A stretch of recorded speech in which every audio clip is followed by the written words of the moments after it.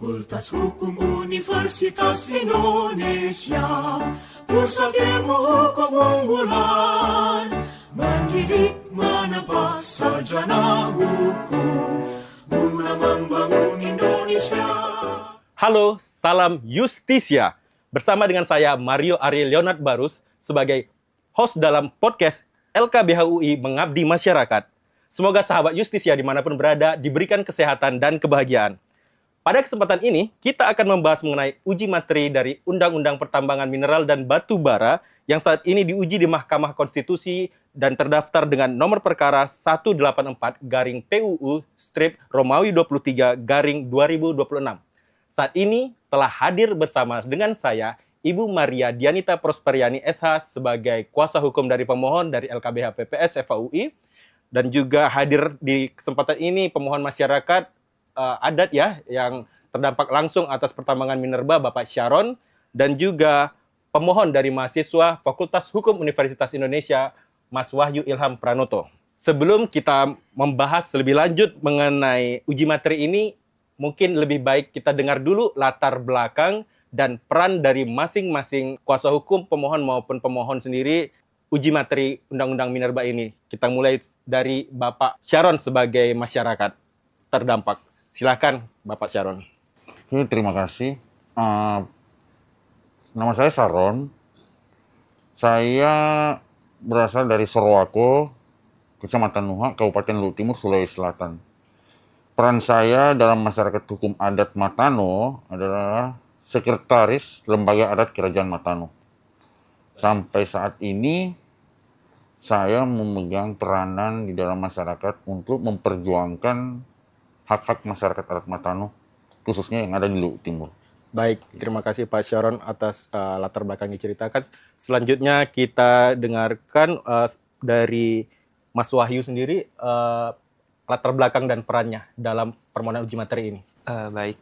Saya sendiri Wahyu Ilham Pranoto, mahasiswa Fakultas Hukum Universitas Indonesia, sekarang ada di semester akhir, dan sendiri perannya adalah sebagai mahasiswa ya, yang kerap kali menjadi concern lah masalah-masalah lingkungan hidup dan sumber daya alam ya selama menjadi mahasiswa. Itu sih. Baik, terima kasih Mas Wahyu. Selanjutnya kita dengarkan dari Ibu Maria mengenai peran dan latar belakangnya dalam pengujian materi Undang-Undang Minerba ini. Silakan Ibu Maria. Baik, perkenalkan saya Maria Dianita, di sini sebagai kuasa hukum dari para pemohon, di mana saya berasal dari LKBH PPS, yaitu lembaga konsultasi di bawah naungan Fakultas Hukum UI, yang mana mewakili para pemohon ini dalam mengajukan gugatan permohonan uji undang-undang ke Mahkamah Konstitusi. Baik, terima kasih Ibu Maria. Sekarang saat yang kita tunggu, kita dengarkan pengalaman maupun juga nanti pendapat dan harapan dari masing-masing kuasa hukum maupun pemohon. Kita mulai lebih dahulu, yang paling seru nih kayaknya. Sebagai masyarakat yang terdampak langsung ya, Bapak Sharon, bisa diceritakan Pak pengalamannya di Matano, masyarakat yang tinggal di daerah sana itu bagaimana kehidupannya dengan adanya pertambangan mineral sendiri? Ya, terima kasih. Kalau untuk pengalaman, mungkin terlalu panjang ya diceritakan. Baik. Jadi mungkin lebih ke yang pendek-pendek aja sih. Baik. Jadi pengalamannya memang suram. Terus yang kedua, mungkin berkat dengan teman-teman LKBH ini, mungkin bisa di-blow up, dipublikasikan ke masyarakat umum, khususnya di publik. Pengalaman kami, adanya pembatasan Undang-Undang Minerba yang implikasinya tidak pernah sampai ke masyarakat adat, khususnya masyarakat adat Matano. Karena di Matano itu ada lahan konsesi kontrak karya nikel sejak tahun 68 sampai saat ini tahun 2026. Saya merasa dan juga masyarakat hukum adat itu merasa bahwa efek atau impact-nya ke masyarakat adat itu masih belum signifikan atau belum merata, atau boleh dibilang masih 0,00%. Jadi thanks to LKBH UI, mudah-mudahan melalui podcast ini kita bisa mengangkat masalah dampak tentang lahan konsesi nikel, khususnya peranan perusahaan itu sendiri bagi masyarakat adat Matano, baik dalam ekonomi, maupun dalam atau kesejahteraan masyarakat adat. Saya harapannya kayak gitu sih. Baik, mungkin boleh diceritakan sedikit mengenai kehidupan pendidikan, ekonomi, kesejahteraan dari masyarakat Matano yang tinggal di daerah pertambangan. Sedikit saja, silakan. Kalau untuk kehidupan masyarakat adat Matano itu backgroundnya itu nelayan, perkebunan. Simpelnya sih ada jeda atau ada jarak apabila masyarakat adat hukum adat Matano itu ingin menjadi karyawan di dalam perusahaan itu sendiri. Sepertinya masih jauh dari angan-angan. Menurut saya sampai saat ini seperti itu. Baik, terima kasih Bapak Sharon. Selanjutnya kita dengarkan pendapat dari masing-masing mengenai aturan dari Minerba saat ini yang berlaku. Kita mulai mungkin dari Mas Wahyu ya. Silakan Mas Wahyu.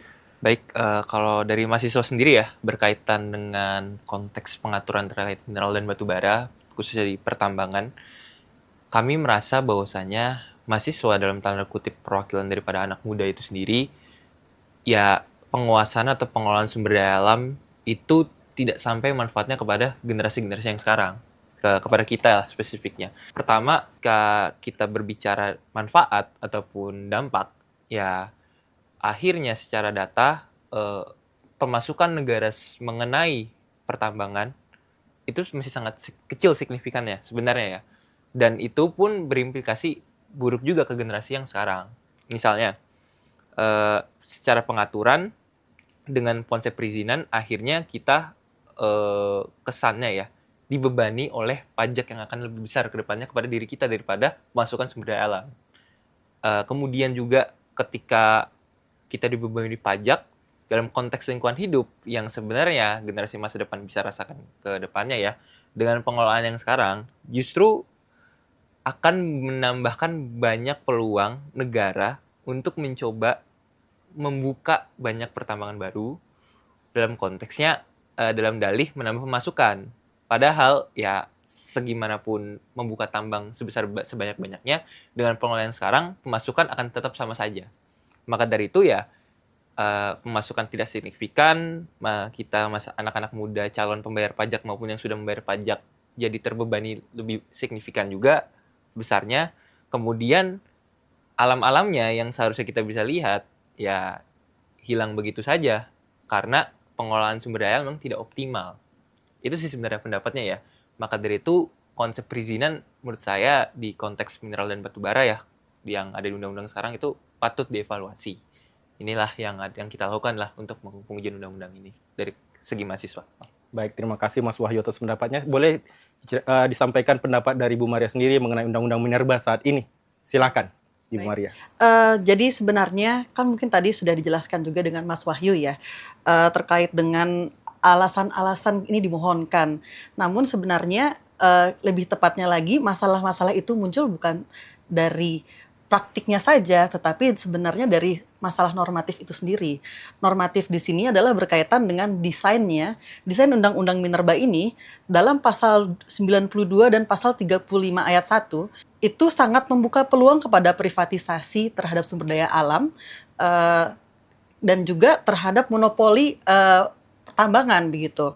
Dan disinilah kemudian akibat 2 poin tersebut negara kehilangan pendapatan di mana yang seharusnya dinikmati itu semua untuk kemakmuran rakyat begitu, dan juga warga sekitar dalam hal ini masyarakat lokal ataupun masyarakat hukum adat yang tinggal di kawasan pertambangan itu justru lebih banyak mendapatkan kerugian tidak hanya dalam segi ekonomi tapi juga dalam dampak kesehatan bagi mereka seperti itu. Baik, terima kasih Bu Maria. Selanjutnya dengan Bapak Sharon sendiri, apa pendapatnya mengenai aturan Undang-Undang Minerba saat ini yang berlaku? Pada dasarnya saya lebih setuju yang disebutkan Ibu Maria tadi ya. Sepertinya memang sudah mengarah ke privatisasi. Jadi privatisasi ini kadang-kadang yang membuat gap dengan masyarakat adat, di mana pengetahuan masyarakat adat itu masih minim. Saya aja baru tahu tentang uji materi Minerba ini dari teman-teman UI. Ternyata undang-undang itu bisa diuji materi. Jadi saya berbangga sih UU Minerba ini bisa diuji. Mudah-mudahan hasilnya bagus. Nah, kalau untuk berbicara yang tadi, UU Minerba khususnya di pasal 108 ya, yang Undang-Undang nomor 2 tahun 2025 Minerba ini, pelibatan masyarakat adat seperti yang saya bilang ya ke teman-teman biasanya, kurangnya pelibatan masyarakat adat di dalam penentuan perpanjangan kontrak karya atau IUPK di perusahaan-perusahaan yang ada di tempat kami, khususnya di Sorowako ya, perusahaan nikel. Saya nggak usah sebut namanya, perusahaan nikel terbesar di Indonesia. Masyarakat adat nggak pernah dilibatkan. Jadi masyarakat adat itu nggak pernah tahu apa impact, apa implikasi buat kami atau buat mereka. Mereka taunya, oh udah ada perusahaan besar deh. Tapi nggak ada yang mereka bisa dapatkan sampai detik ini. Kalau kami hitung itu tanda tangan kontrak karya pertama dari tahun 68. Berarti udah hampir sama dengan perjalanan kemerdekaannya Indonesia. Belum ada impact-nya sama sekali. Menurut saya seperti itu sih. Mudah-mudahan UU Minerba ini, khususnya di pasal 108 sama yang disampaikan Ibu Maria tadi, yang kita uji itu, bisa berpihak. Khususnya ke masyarakat yang terdampak, masyarakat adat. Baik, Bapak Suranto. IUPK tadi apa kepanjangannya, Pak? IUPK itu izin usaha pertambangan khusus. Baik, terima kasih Pak Suranto. Selanjutnya kita dengarkan mengenai perjuangan dari para pemohon ini dalam mengajukan uji materi ya terhadap Undang-Undang Minerba sendiri. Mungkin kita mulai dari Mas Wahyu dulu, silahkan. Baik, tentunya perjuangan pengujian undang-undang ini kan sebenarnya buah pikir bareng-bareng ya, sama-sama teman-teman yang lain, dibantu dengan dari teman-teman LKBH juga ya. Jadi sebenarnya kalau dari segi mahasiswa saya sendiri dan teman-teman mahasiswa yang lainnya, kita tuh sebenarnya perjuangannya sangat bertumpu pada pengalaman substansial dalam penyusunannya juga kan. Yang paling saya ingin sorot dan saya dalamin dan saya ingin beritahu ke teman-teman yang lainnya juga, bahwasanya yang paling penting yang dilakukan perjuangannya oleh mahasiswa adalah mencoba membangun argumentasi maupun membangun alasan bahwasanya kita anak-anak muda itu punya andil dalam pengelolaan sumber daya alam. Mungkin tadi Bapak Sharon bilang kan ya, masyarakat adat pun kadang-kadang ya yang udah di sana pun masih tidak ada pelibatan sama sekali dalam pengelolaannya. Nah, apalagi kita anak-anak muda. Justru anak-anak muda yang sebenarnya kekayaan-kekayaan alam itu bisa sangat sekali ada hak-haknya di dalamnya. Kita justru dengan konsepsi Undang-Undang Minerba yang sekarang tidak ada pelibatannya juga. Plus kita juga ya udah manfaatnya pun jauh dari yang kita rasakan juga. Maka dari situ pengalaman yang paling yang saya soroti di dalam perjuangan ini adalah mencoba untuk membangun alasan itu. Karena pengalaman teman-teman saya di undang-undang yang lain juga, di teman-teman mahasiswa FAUI di undang-undang yang lain juga, kita pun peran mahasiswa dinafikan juga. Di undang-undang TNI dibilang tidak ada legal standing, di undang-undang yang lainnya juga sama gitu. Padahal kita adalah calon pembayar pajak di masa depan. Kita adalah calon orang-orang yang akan meneruskan bangsa ini. Cuman permasalahannya adalah kita selalu dinafikan di saat pandang sebelah mata. Maka dari itu kita teman-teman mahasiswa mencoba pengalaman di sini adalah membangun argumentasi generational rights itu di dalam pengujian undang-undang ini. Yang menurut saya ini sangat penting ya ke depannya agar mahasiswa-mahasiswa itu punya standing, punya kejelasan ketika kita ingin menggugat atau menguji undang-undang yang berhubungan sumber daya alam dengan sumber daya alam ataupun dengan lingkungan hidup.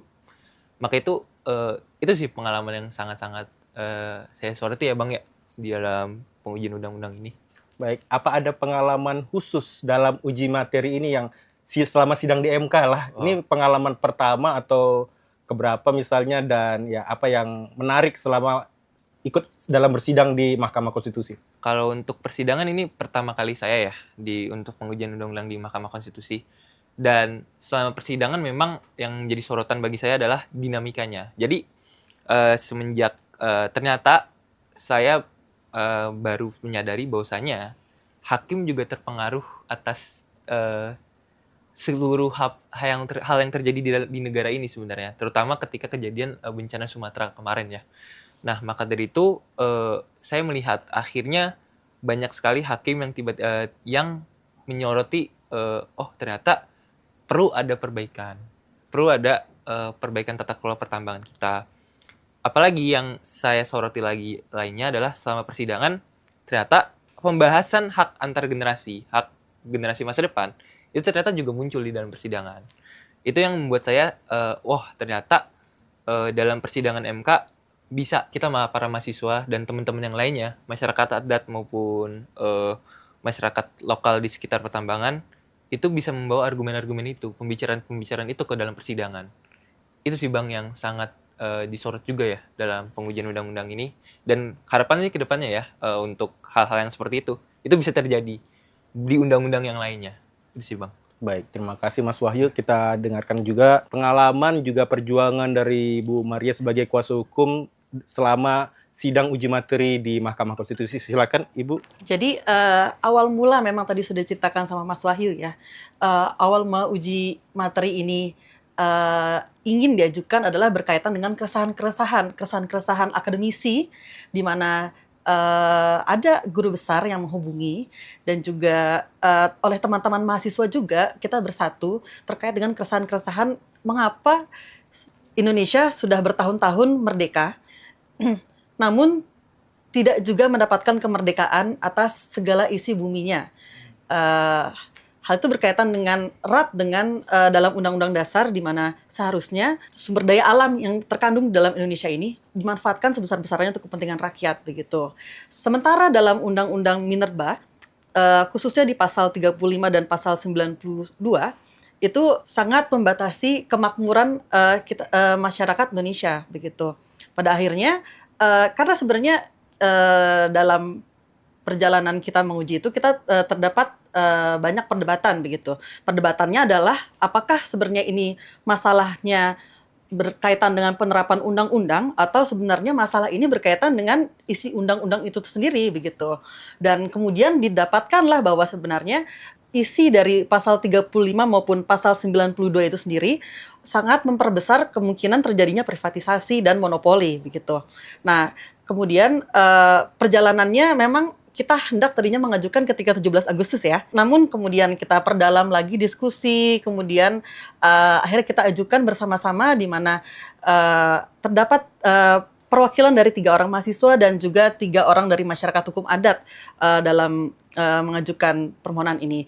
Kendala terbesarnya sebenarnya adalah pertama tadi Pak Sharon sudah katakan tidak banyak orang yang mengetahui memiliki hak untuk mengajukan uji materi begitu.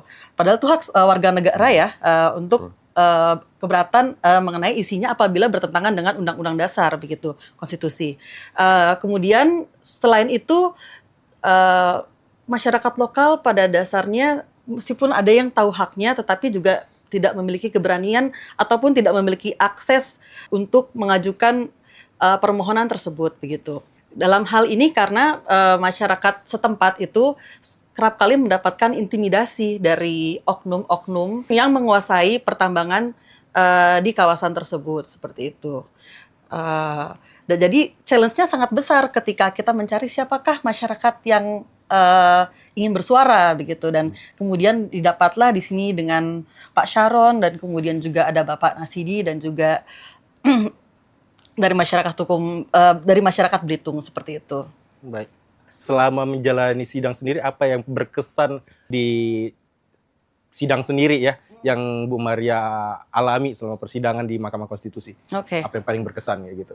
Yang paling berkesan sebenarnya adalah sekitar sekali atau 2 kali setelah kita mengajukan sidang, ketika kita menjalankan sidang pertama, pada pertemuan berikutnya telah terjadi bencana besar di Indonesia, di mana bencana tersebut bencana banjir di Sumatera, yang mana dapat dikaitkan erat dengan adanya aktivitas pertambangan dan juga perkebunan begitu.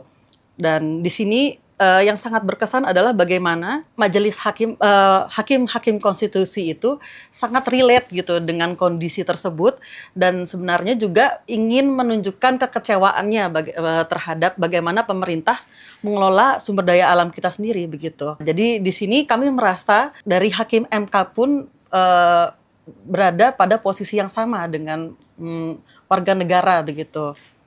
Baik, terima kasih Bu Maria atas sharingnya selama pengalaman uji materi di Mahkamah Konstitusi ya. Selanjutnya kita dengarkan harapan dari masing-masing terhadap putusan Mahkamah Konstitusi nantinya atas uji materi dari Undang-Undang Minerba sendiri. Mungkin kita mulai dari Mas Wahyu, silahkan. Baik, harapannya ya sebagai generasi masa depan, sebagai mahasiswa dan juga sebagai anak muda, kedepannya sih harapannya adalah paling pertama ya, yang seperti saya tadi udah katakan bahwasanya standing mahasiswa ini bisa diterima. Itu yang paling utama dulu. Kenapa? Menurut saya setidaknya nanti kita para anak muda, para mereka yang masih kecil, para mahasiswa itu bisa punya kesempatan lainnya untuk menggugat ataupun menguji undang-undang sumber daya alam dan lingkungan hidup. Ini yang ini harapan terbesar saya pribadi juga dan teman-teman ya. Karena kita udah cukup gusrah dengan Mahkamah Konstitusi menafikan standing mahasiswa. Setidaknya ya yang saya amini ya dengan pengajaran dari para guru besar FAUI yang meyakini bahwasanya generational rights baik itu untuk masa depan maupun yang masa kini punya suatu hak dan keadilan terutama dalam konteks lingkungan hidup dan sumber daya alam, ini setidaknya bisa dikabulkan oleh Mahkamah Konstitusi. Mungkin nanti Mbak Maria bisa tambahkan ya terkait dengan apa yang kita inginkan dari pengujian undang-undang ini, bukan sebatas permohonan kita yang ada di petitum itu dikabulkan, tapi Mahkamah Konstitusi, hakim-hakimnya yang kita inginkan adalah mereka terbuka dan bisa membayangkan ke depannya seperti apa sih pengelolaan sumber daya alam yang ideal untuk negara kita. Kita sangat terbuka atas tafsir hakim, kita sangat terbuka akan tafsir dari pasal 33 ayat 3 itu sebenarnya. Nah, maka dari itu ya harapan paling besarnya hakim MK bisa menyadarkan para pemangku kepentingan di legislatif dan eksekutif melalui putusan ini. Baik itu nanti hasilnya UU Minerba akan seperti apa, harapan besarnya putusan itu bisa mereformasikan tata kelola kita. Itu aja sih mungkin ya, Bang, harapan terbesarnya ya. 2 harapan terbesar dari mahasiswa.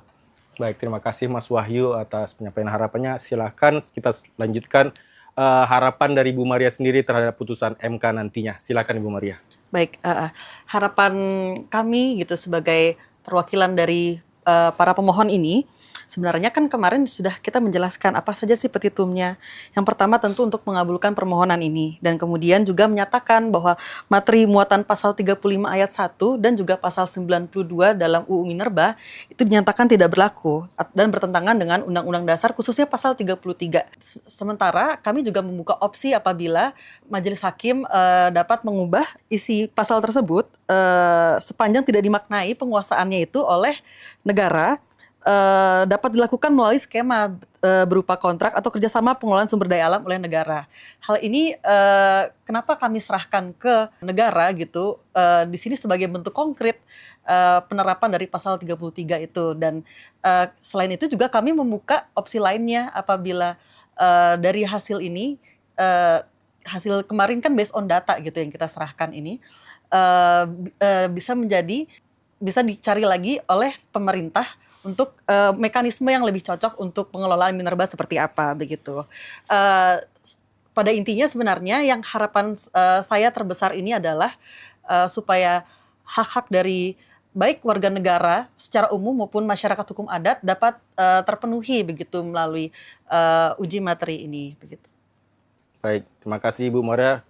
Last but not least, kita dengarkan harapan dari Pak Syaron sebagai masyarakat yang terdampak langsung atas pertambangan mineral dan batu bara ini. Silakan Pak Syaron, apa harapannya atas putusan MK nantinya?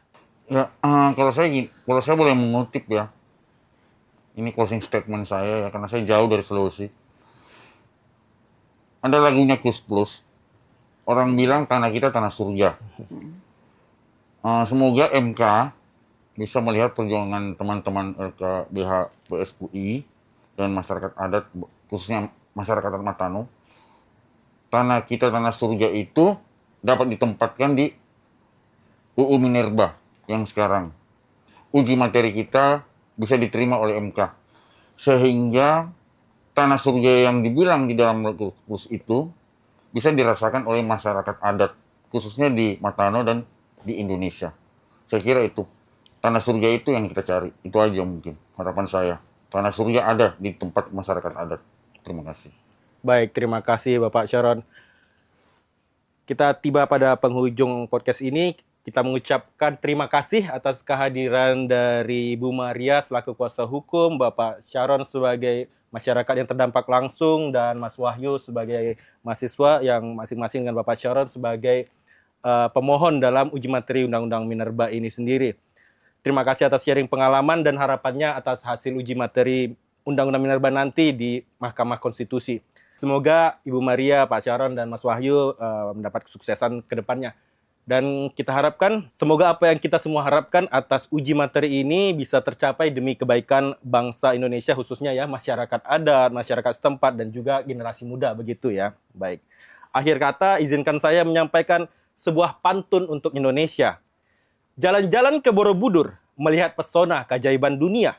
Jangan takut dan jangan gentar, berjuang maju demi Indonesia. Salam Justisia.